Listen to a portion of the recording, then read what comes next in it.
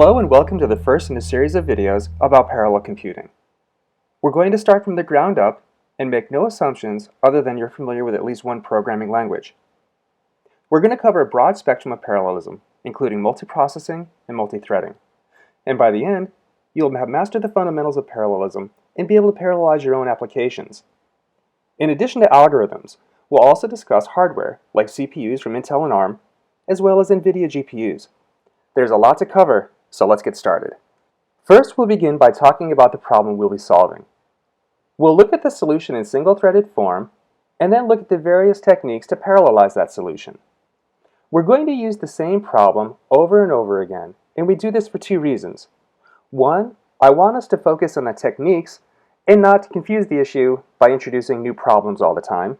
And number two, it's instructive to compare these techniques, and we can't do that objectively if we're constantly changing the task being solved. We'll begin by looking at the method of relaxation, which has a close relation to cellular automata, lattice Boltzmann techniques, finite difference methods, and many more. You can get a hold of the statement of the problem, the solution in single-threaded form, and relevant background information by going to the GitHub repository shown here on your screen. The method of relaxation is a numeric approximation to the Laplace equation. The Laplace equation is a second-order differential equation set equal to 0 at all places except for the boundary conditions. It's not terribly important to us how to solve this in analytic form. Rather, we'll discretize this second-order differential equation and solve it with successive numeric approximations, hence the name relaxation method.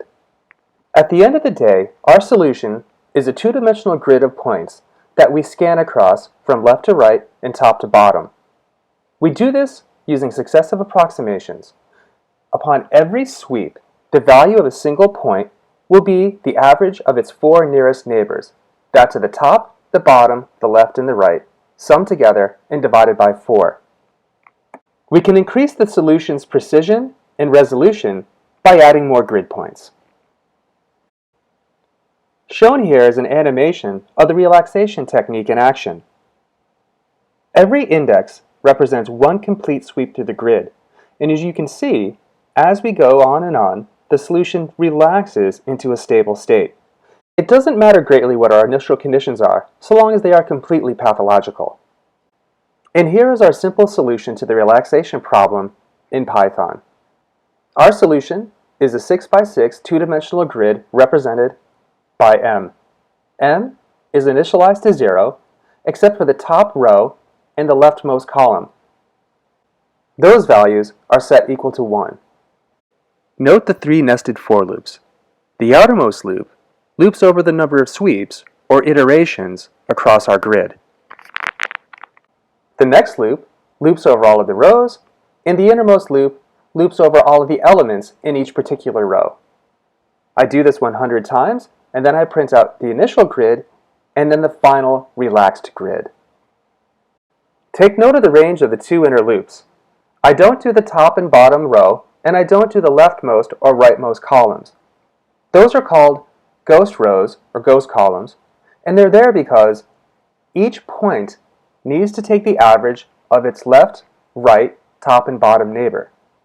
The top row of points have no top neighbor, and the bottom row of points have no bottom neighbor, and the same can be said for the left and the right. Those are our boundary conditions, and we don't change or update those values. Instead, we limit our ranges to those points that are interior to the boundary conditions. In the next video, we'll run our single-threaded code and talk about some of the important aspects of the single-threaded solution. Hope to see you there. If you like this video, please click like and subscribe.